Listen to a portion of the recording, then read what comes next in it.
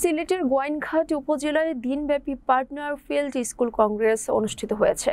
বুধবার 16 জুলাই সকালে উপজেলা পরিষদের হলরুমে কৃষি সম্প্রসারণ অধিদপ্তরের আয়োজনে এক বিশ্ব ব্যাংক, ইউএনডিপি ও আইএফএডি এর সহযোগিতায় এই কংগ্রেসের আয়োজন করা হয়। অনুষ্ঠানে সভাপতিত্ব করেন উপজেলা কৃষি কর্মকর্তা রায়হান পারভেজ রনি এবং সঞ্চালনায় ছিলেন জীবন কৃষ্ণ রায়। প্রধান অতিথি হিসেবে উপস্থিত থেকে বক্তব্য দেন কৃষি সম্প্রসারণ অধিদপ্তর সিলেট অঞ্চলের senior monitoring officer partner Mohammad Nasir Uddin. কংগ্রেসে কৃষির উৎপাদন বৃদ্ধি, নতুন জাতের সম্প্রসারণ, কৃষি পণ্যের বাজারজাতকরণ, খাদ্যের গুণগত মান উন্নয়ন এবং নিরাপদ খাদ্য সরবরাহ নিশ্চিত করতে প্রান্তিক কৃষকদের মাঝে আধুনিক কৃষি তথ্য ও প্রযুক্তি ছড়িয়ে দেওয়ার উপর গুরুত্ব আরোপ করা হয়। অনুষ্ঠানে বিভিন্ন সরকারি দপ্তরের কর্মকর্তা, জনপ্রতিনিধি, সাংবাদিক, কৃষক ও স্থানীয় গণ্যমান্য ব্যক্তিবর্গ উপস্থিত ছিলেন।